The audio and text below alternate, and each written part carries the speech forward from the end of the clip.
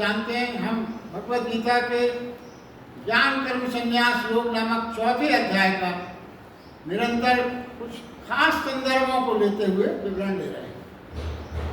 आज जो विवेचन है वो इस प्रकार है। इस अध्याय के 16वें श्लोक भगवान कृष्ण ने ये कहा कि कर्म और अकर्म क्या है यह बुद्धिमान पुरुष भी नहीं जानता,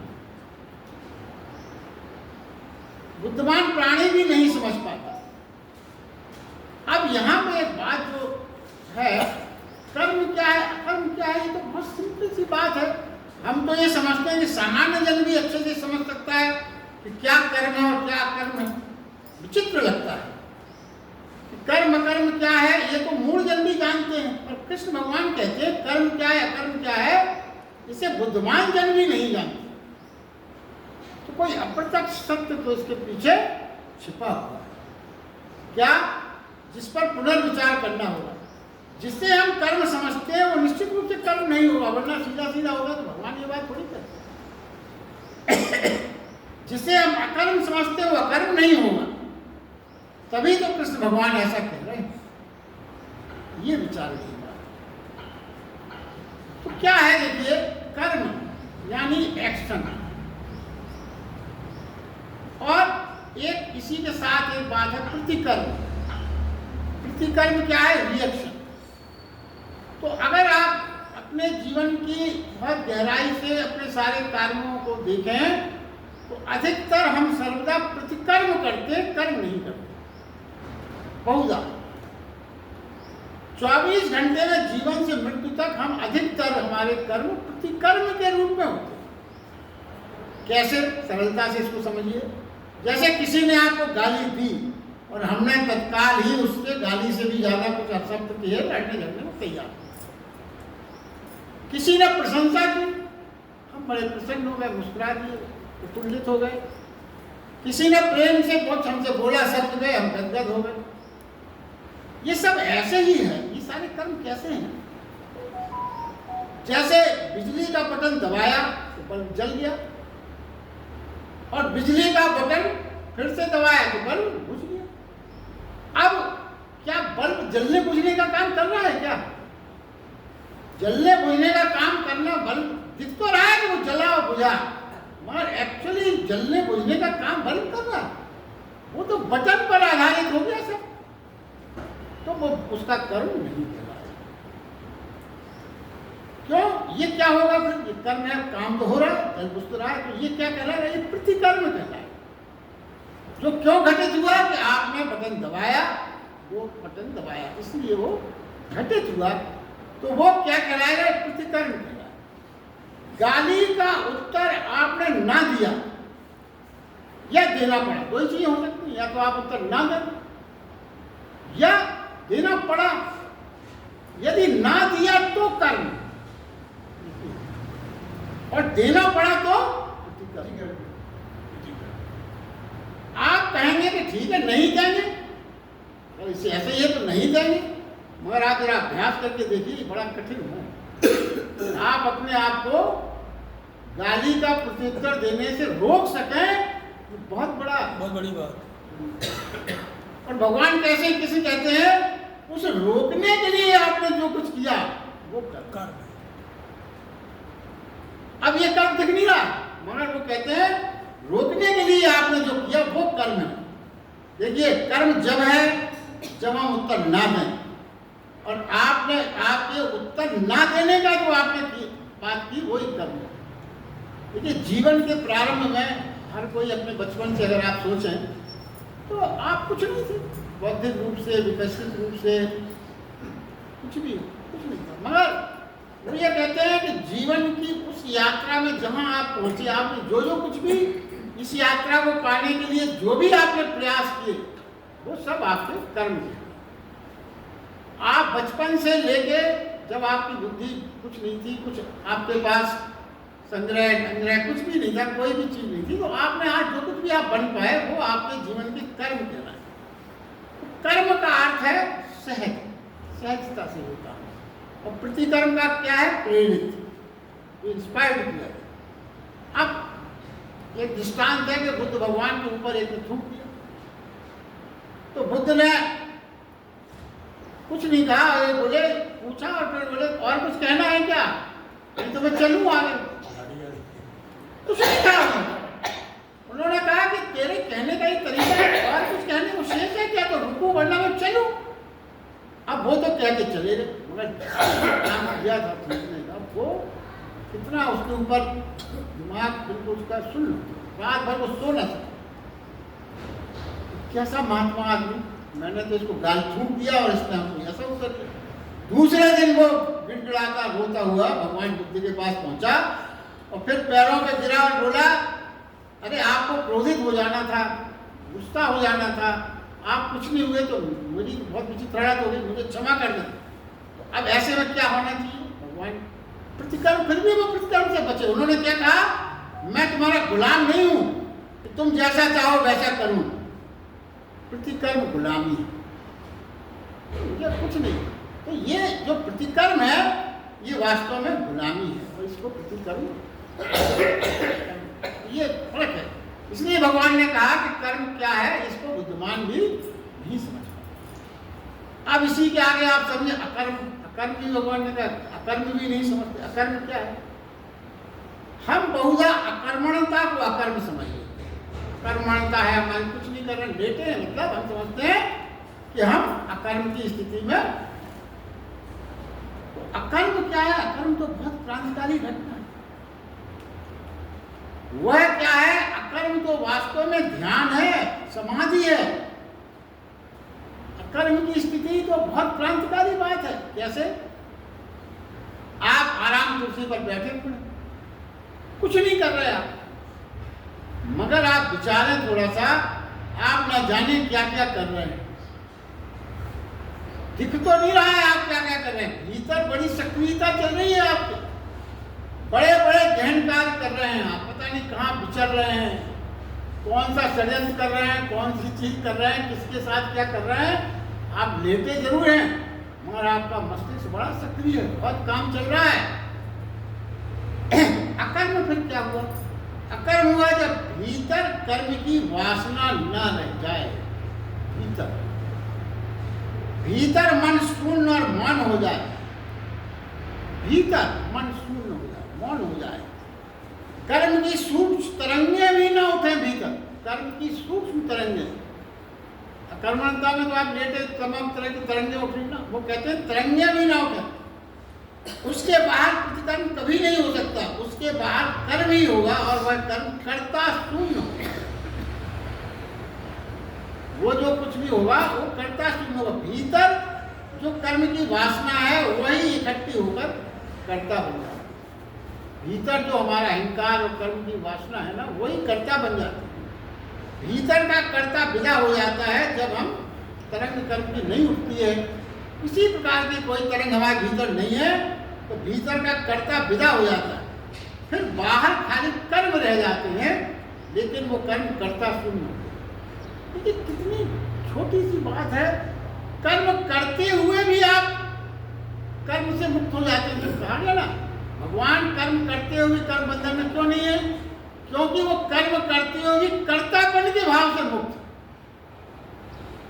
तो ऐसे कर्म भी हो सकते हैं जिसमें आपके भीतर अगर अहंकार नहीं है, तो कर्तापन का बोध, क्या मैं कर रहा हूं, मैं कर रहा हूं के भाव से यदि आप मुक्त हो जाएं, परमेश्वर ये सब काम हो रहा है, हो रहा है, बस मैं मात्र साक्षी रूप से देख रहा हूं, ये भाव पैदा अगर हो गया तो आप कर्ता शून्य हो गए।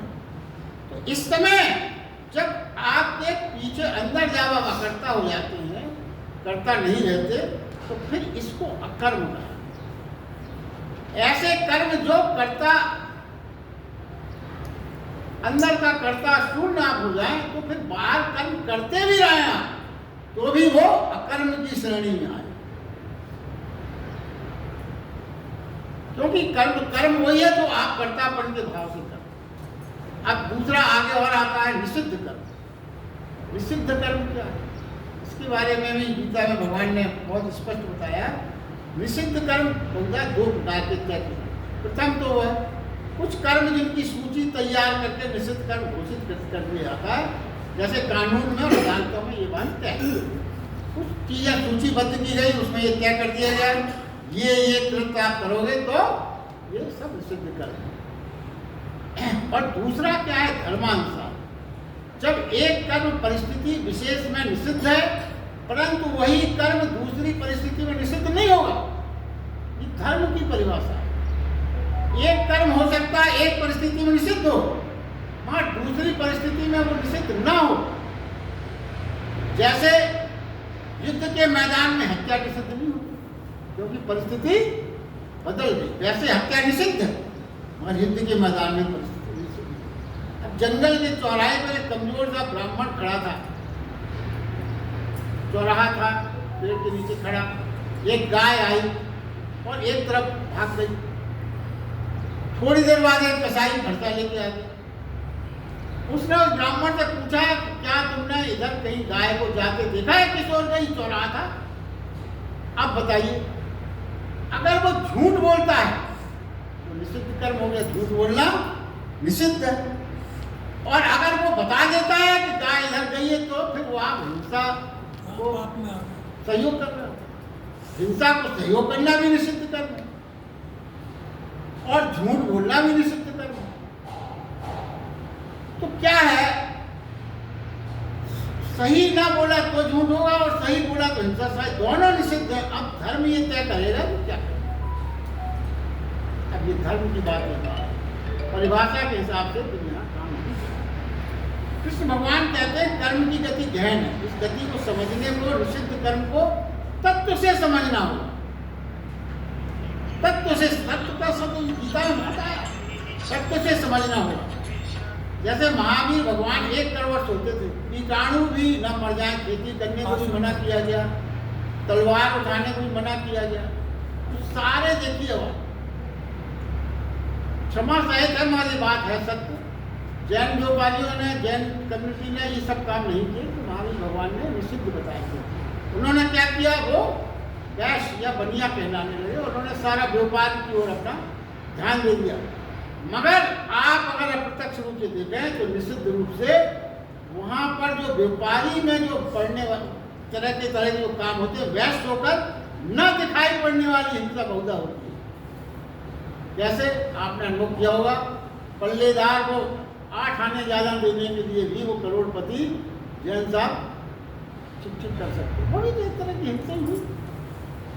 तो ये सब बातें जो हैं समझने की। जो व्यक्ति, वो कहते हैं साक्षी बन जाता है, जो व्यक्ति, देखिए अब साक्षी बनने का मतलब आपने सारे कर्मों को अपने से न मानते, साक्षी रूप में देखने का, आप कर्तापन का भाव न रहे। तो जो व्यक्ति साक्षी बन जाता है उसे निषिद्ध कर्म क्या है ये पहले से तय नहीं करना।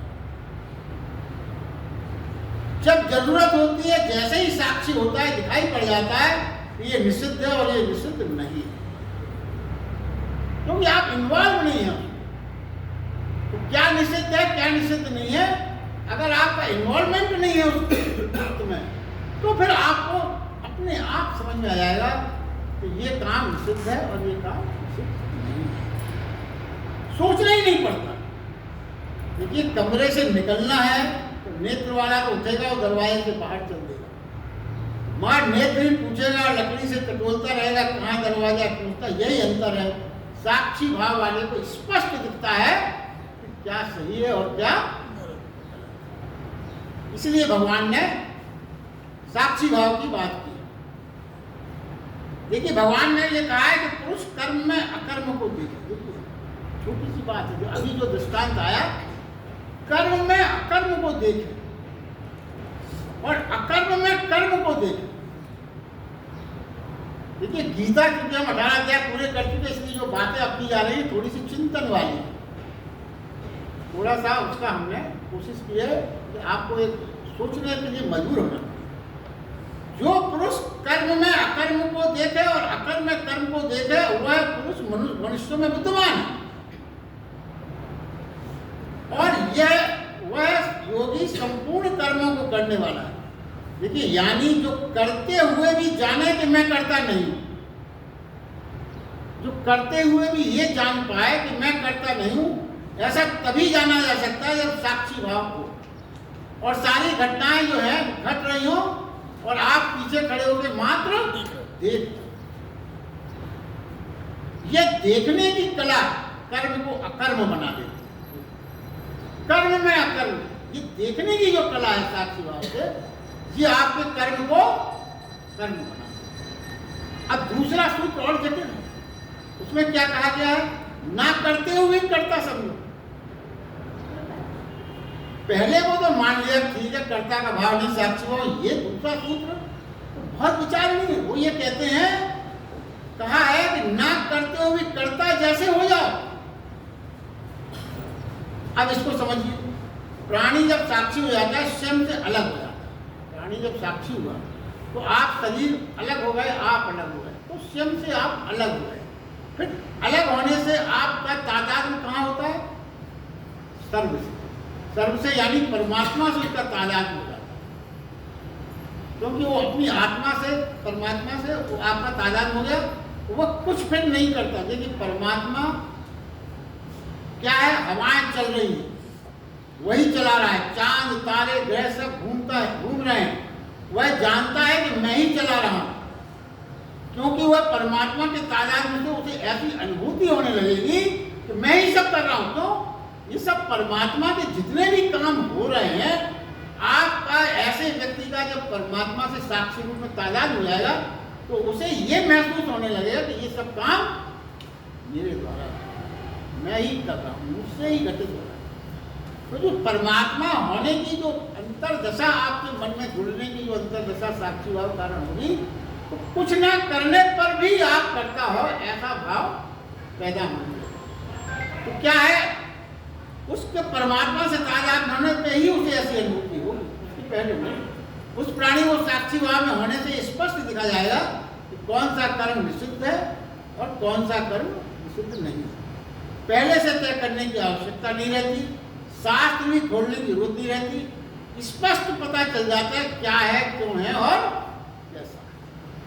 ये मुख्य बात समझने की यहाँ पर है। अब देखिए आगे जो बात है, भगवान ये कहते हैं कि मुझे कर्म लिपायमान नहीं करते। मुझे कर्म लिपायमान नहीं करते, यानी मैं कर्मों के बंधन में नहीं बंधता। जो मुझे तत्व से जानता है वह भी कर्मों के बंधन में नहीं बंधता। तो अब जरा ये विचार कीजिए कि हर चीज तो भगवान ने कही, अपन उसमें विचार करें कैसे संभव है। तो भगवान कर्मों के बंधन में क्यों नहीं बंधता? भाई कर्म कर रहे हैं आप, आपने अवतार लिया, सारे कर्म आप कर रहे हो, तो कर्मों के बंधन में क्यों नहीं बनते आप? ऐसी क्या विशेषता है कृष्ण में कि वो कर्मों के बंधन में नहीं बनते? ये विचारना। और फिर तत्व से जानना होना, जो मुझे तत्व से जानता है वो भी कर्म के बंधन, तो तत्व से जानना क्या है? ये बातें ही समझने की है। और ये बात अगर आप समझेंगे तो भगवत गीता का आनंद कई गुना बढ़ जाता है। पहले देखिए आप, कृष्ण भगवान ने ये कहा, तो कृष्ण भगवान ने क्यों कहा, इसके लिए कृष्ण भगवान की कुछ विशेषताओं पर ध्यान देना। अब श्री कृष्ण की विशेषता यदि चर्चा करें तो ऐसा असंगत प्राणी पृथ्वी पर दूसरा नहीं हुआ। असंगत प्राणी मतलब समझ नहीं पाए क्या है, कैसा है, क्या चल रहा है। पहले जरा विशेषता देखें। आपने सबने, हमने अनुभव किया, जरा विचार करें एक बार बोले। कृष्ण भगवान एक कुशल अभिनेता है, वो बांसुरी बजा सकते हैं, वो सुदर्शन भी बजा सकते हैं। उन्हीं उंगलियों से वो बांसुरी भी बजा लेते हैं और उन्हीं अर्जुन से वो सुदर्शन ऐसा शस्त्र भी। वह परम ज्ञान की बात भी कर सकते हैं और ग्वालों और गोपियों के साथ नाच भी सकते हैं।